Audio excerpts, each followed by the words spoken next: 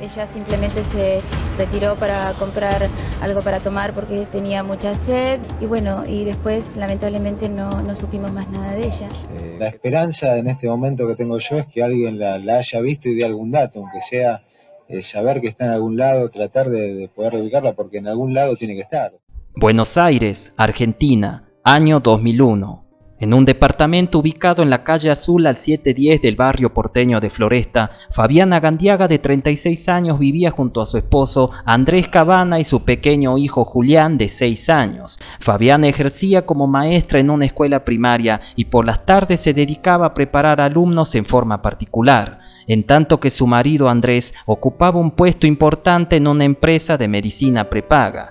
Fines de semana de por medio, su hijo Julián, que practicaba taekwondo en el club de Floresta, era llevado por su padre a distintos lugares de Buenos Aires a participar en los diferentes campeonatos. Pero ese 20 de octubre del 2001, Andrés se encontraba con algunos compromisos laborales y no iba a poder llevar a Julián al torneo de taekwondo que se desarrollaría en el Club Gimnasia y Esgrima de Buenos Aires, más conocido como GEBA. Fabiana se encargaría de llevarlo esa tarde en su auto. Nunca había ido a GEBA, por eso su madre se ofreció a acompañarla, pero como al otro día se celebraba el Día de la Madre, le dijo que mejor comenzara a preparar la comida del domingo y que ella iría acompañada de su amiga Adrián y sus 2 hijos, que también participaban del torneo de taekwondo con Julián. Cerca del mediodía del sábado 20 de octubre, que por cierto era un día muy caluroso y amenazaba con llover, Fabiana, su amiga Adriana y los niños partieron desde Floresta en auto y llegaron alrededor de las 1 de la tarde al extenso edificio del Club GEBA,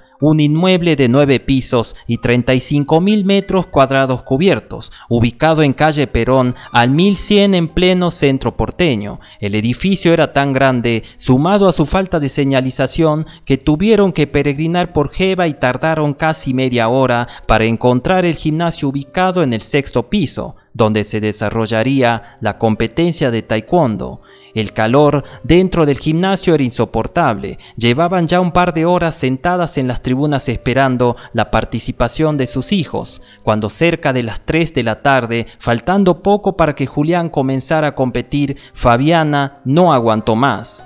«Me duele la cabeza, me voy a comprar una gaseosa y ya regreso», le dijo a su amiga Adriana. Le dejó la filmadora para que grabara a Julián por si ella se demoraba.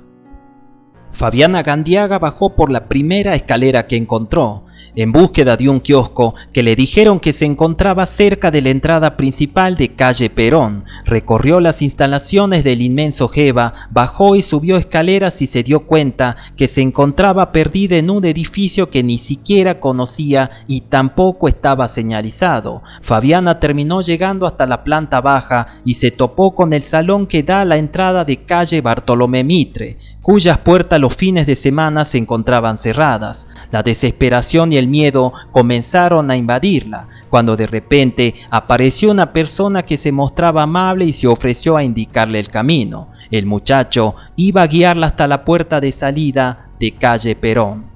La competencia de Julián ya había comenzado y a Adriana le llamaba la atención que Fabiana aún no había regresado. Su esposo Andrés había estado en comunicación con ella para mantenerlo informado de cómo marchaba Julián en el torneo, pero luego de las 3 de la tarde, Fabiana nunca más respondió las llamadas ni los mensajes de texto que le había enviado. A las 5 de la tarde llamaron al celular de Andrés. Atendió creyendo que era Fabiana, pero del otro lado era el instructor de Julián diciéndole que el torneo había terminado y que su mujer se había ido a comprar una gaseosa hace más de 1 hora y media y no había regresado. Andrés, angustiado, se dirigió de inmediato a GEBA y se dispusieron a buscarla por cada rincón. Recorrieron casi todas las instalaciones, a excepción de algunos lugares que se encontraban clausurados al público, pero no la encontraron. La desesperación se adueñaba de Andrés. ¿Dónde se encontraba Fabiana? El Renault 9 en el que había llegado a GEBA seguía estacionado en el mismo lugar que lo había dejado, lo que descartaba la hipótesis de una huida voluntaria. De lo que estaba seguro Andrés era que su mujer no lo había abandonado, no abandonaría a Julián y a la familia que habían formado.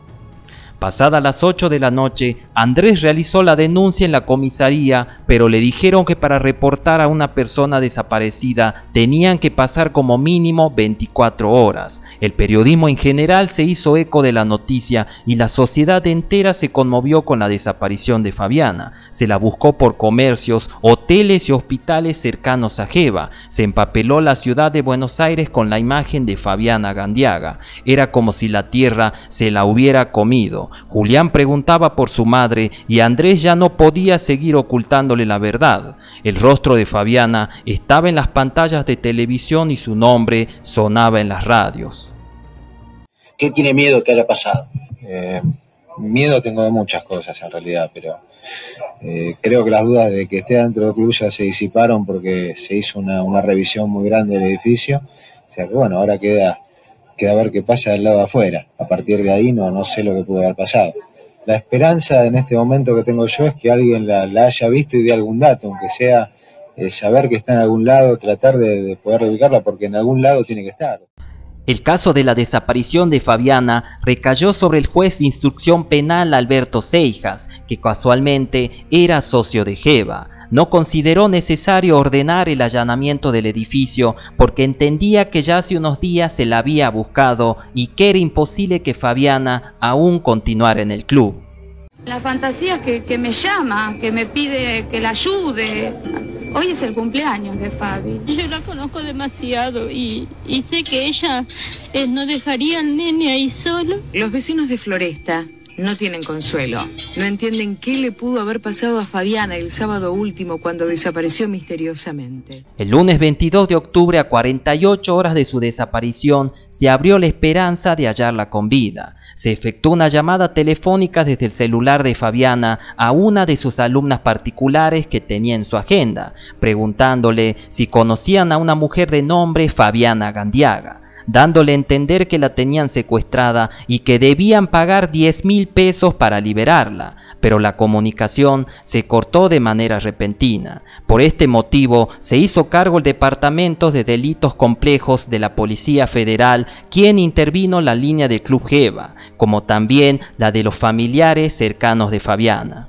A una semana exacta de la desaparición de Fabiana, el sábado 27 de octubre se produjo un llamado telefónico clave. Una mujer se comunicó desde la localidad de Berazategui a Club Geva, cuya línea se encontraba intervenida, y solicitó que le transfieran la llamada a su esposo Fernando, que trabajaba en el club. Se comprobó que la llamada provenía desde el celular de Fabiana. Nancy Grima, buenas tardes. Sí, con limpieza quería. Bueno, te paso.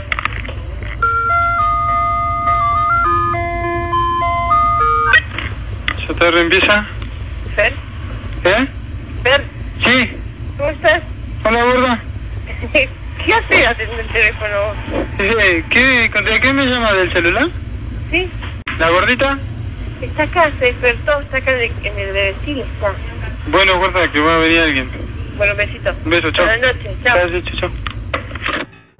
En cuestión de minutos la policía llegó a Geva y detuvo sin oponer resistencia a Fernando Antúnez, de 21 años, casado y padre de un bebé. Trabajaba como empleado de la empresa Limalux encargada de la limpieza de Geva, pero había algo que llamó la atención de la policía. Fernando tenía heridas importantes en el rostro y en sus manos, compatible con lesiones de defensa, que según él se las había realizado trabajando. Cuando fue consultado por qué se encontraba en poder de su esposa el celular de Fabiana, dijo que hace unos días lo había encontrado tirado en una escalera del club y lo había llevado a su casa. Era evidente que se encontraban ante uno de los posibles sospechosos de la desaparición de Fabiana y que podría haber más personas involucradas.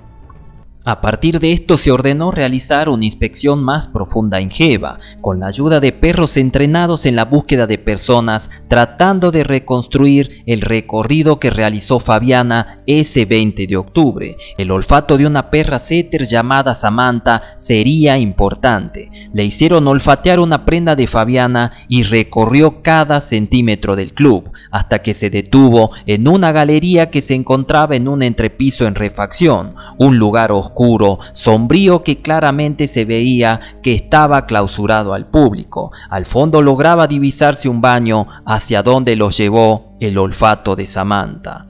Se encontraron manchas de sangre en el piso como señal de que un cuerpo hubiera sido arrastrado, toallas y papeles ensangrentados en un cesto de basura y en uno de los inodoros, envueltas en una bolsa de plástico, las sandalias de Fabiana. La policía se encontraba en la escena del crimen, pero su cuerpo no se encontraba allí. Bajaron al subsuelo a un sector que parecía abandonado, donde se encontraba la cámara de electricidad. Detrás de una puerta clausurada, las escaleras conducían a un segundo subsuelo ubicado 6 metros más allá del sótano, y allí, en el hueco de un viejo ascensor en desuso, la macabra escena. Se lograba divisar el cuerpo de una mujer sin prendas de la cintura para abajo, envuelto en bolsas de residuos. Luego de una semana, y quizás en el lugar que nadie se imaginaba, habían encontrado el cuerpo de Fabiana Gandiaga. ¿Andrés? Sí, ¿Está en Jeva? sí. De donde nunca salió, parece. Qué desgracia, mamita querida. La verdad que si fuera por mí, en este momento me tiro por el balcón. Estoy pensando en Julián. La mataron para ocultar la violación. Eso suponen los investigadores, que recién inspeccionaron el hueco del montacargas una semana después de que a Fabiana se la viera con vida por última vez. El cuerpo estaba en el fondo del hueco, a 5 metros de profundidad desde la planta baja. Solo le dejaron puesta una remera. La ropa interior y los pantalones los hicieron desaparecer. Las sandalias las encontraron en un baño donde también había manchas de sangre. En el baño la habrían violado y asesinado. Después ocultaron el cadáver, pero antes robaron las pertenencias de la mujer: una cadenita de oro, dinero en efectivo y una tarjeta de crédito. La policía cree que fueron varios los asesinos y que borraron huellas al hacer una limpieza profunda de la escena del crimen. El cuerpo de Fabiana se encontraba extremadamente golpeado, presentaba lesiones en la zona anal y vaginal y, de acuerdo a la autopsia, había sido violada salvajemente, pero su muerte se habría producido por asfixia mecánica a través de la compresión de su cuello, utilizando el brazo mediante un elemento contundente. El estado en el que se encontraba su cuerpo indicaba que su muerte se habría producido hace una semana, lo cual coincidía con el día de su desaparición. Andrés tenía razón, Fabiana no había abandonado a su familia, siempre estuvo en Jeva. En el preciso instante en que Julián competía, su madre era ultrajada, violada y descartada en el subsuelo del edificio. El lugar donde fue hallado el cuerpo era de muy difícil acceso. Se tornaba casi imposible que una sola persona haya descendido y acomodado el cuerpo en ese sector. Las acusaciones se dirigían hacia el único sospechoso del crimen, Fernando Antúnez, que a poco de haberse encontrado el cuerpo de Fabiana, terminó confesando todo con lujo de detalles, dejando en claro que él no había participado del crimen. Admitió primero haber visto a la distancia a Fabiana ese 20 de octubre hablando por teléfono en la planta baja, y luego vio cuando su otro compañero de limpieza, Carlos Vallejos, de 21 años, y el encargado de limpieza, Miguel López, de 25, la ingresaban semidesnuda a un baño ubicado en un entrepiso en construcción para someterla sexualmente. Nunca pudo explicar por qué no le llamó la atención ver esta situación y dar aviso que algo raro podría estar pasando. Corrigiendo la primera versión que había dado, dijo que el celular de Fabiana le fue entregado por Vallejos y López para comprar su silencio, y que además lo tenían intimidado para que no cuenten nada de lo sucedido. Por esta declaración, durante la madrugada del domingo 28 de octubre fueron detenidos Vallejos en la Villa Carlos Gardel y Miguel Ángel López en el barrio de La Boca. Son 3 empleados que están detenidos, pertenecían a la empresa, de alrededor de unos 20 años más o menos. Es gente que trabajaba muy bien, por eso estamos en una situación de asombro total. Al igual que Fernando Antúnez, Vallejos tenía varias heridas visibles en su cuerpo, a diferencia de Miguel López, que no presentaba ningún tipo de lesión. El juicio contra los 3 acusados comenzó el 4 de agosto del año 2003 y durante la primera audiencia Antúnez desconcertó a todos los presentes diciendo: "Todo lo que dije anteriormente fue mentira". Con notorias vacilaciones afirmó que había sido amenazado de muerte y recibió torturas con picana por parte de la policía para hacerse cargo del crimen y cubrir a los verdaderos autores, Enzo Sánchez y Gustavo Farana, 2 personas con un alto cargo jerárquico en Geva, pero su versión fue tan débil que nadie le creyó. Se consideró que fue solo un manotazo de ahogado para librarse del crimen. Durante el juicio se tomó conocimiento que sobre el cuerpo de Fabiana se habían encontrado manchas de sangre compatibles con 3 grupos sanguíneos diferentes, uno el de Fabiana y los otros 2 de sus asesinos, lo que no se pudo determinar con certeza si estos correspondían a Antúnez, Vallejos o López, o quizás a una cuarta persona involucrada, que fue una teoría que siempre se manejó. El cadáver había sido encontrado luego de una semana y esto posibilitó a que las muestras se encuentren degradadas, como también sobre las muestras de semen que se encontraron en su cuerpo no fue posible realizar el análisis de ADN correspondiente por el tiempo que había transcurrido. El 9 de septiembre del año 2003, Fernando Antúnez y Carlos Vallejos fueron condenados a 21 años de prisión por violación seguida de muerte, basándose en la prueba que ambos presentaban lesiones sobre su piel producidos por Fabiana al intentar defenderse. Las heridas en los brazos de Antúnez lo indicaban como la persona que estranguló a Fabiana durante el acto sexual, colocando su brazo en el cuello y produciendo la fractura del cartílago tiroide, sumado a que en el domicilio de Antúnez, ubicado en la localidad de Berazategui, se terminó encontrando el celular de Fabiana. El tercer imputado, Miguel Ángel López, fue declarado inocente, no presentaba ningún tipo de lesión y 2 compañeras de trabajo pudieron confirmar su presencia en la oficina de limpieza ubicada en el tercer piso del edificio durante las 3 y 4 de la tarde de ese 20 de octubre, momento en que se perpetuaba el crimen. La única prueba que comprometía a López era el testimonio inicial de Antúnez, que finalmente el tribunal lo consideró insuficiente.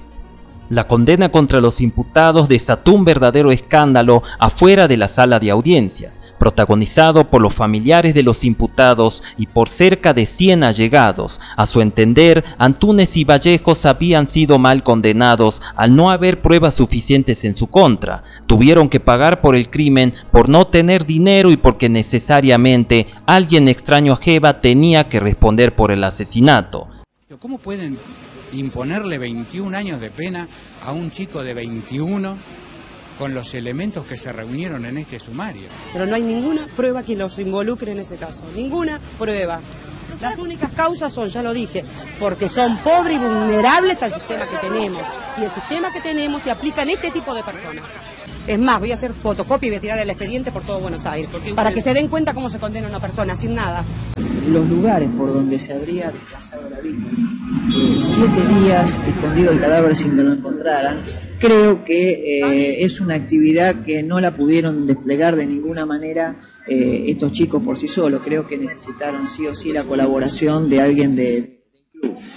Se criticó la labor del juez Alberto Seijas, que ocultó el crimen en un club en el cual era socio, y el no haber seguido la pista de los verdaderos autores del asesinato denunciados por Antúnez, los cuales nunca estuvieron en la mira de la justicia, en tanto que los familiares de Fabiana quedaron disgustados con la sentencia porque esperaban una condena mayor. Andrés Cabana, el esposo de Fabiana, se enteró del fallo a la distancia, ya que al poco tiempo del crimen se radicó junto a su hijo Julián en Europa. Una vez finalizado el juicio penal, se realizó una demanda legal contra el Club Geva, reclamando el pago de una indemnización por lo ocurrido, ya que Fabiana nunca se tendría que haber perdido en el edificio si el club hubiera tenido las instalaciones debidamente señalizadas y en condiciones. Por este motivo, Geva en el año 2012 tuvo que abonar una indemnización a la familia por daño moral y psicológico equivalente a 60.000 pesos. ¡Ay, qué hermoso nene! Es mi hijito lindo, mi regalito.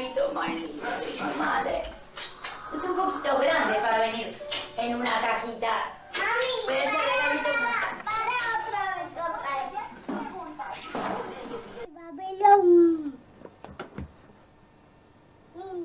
A ver, Juli, vos solo, dale. El payaso.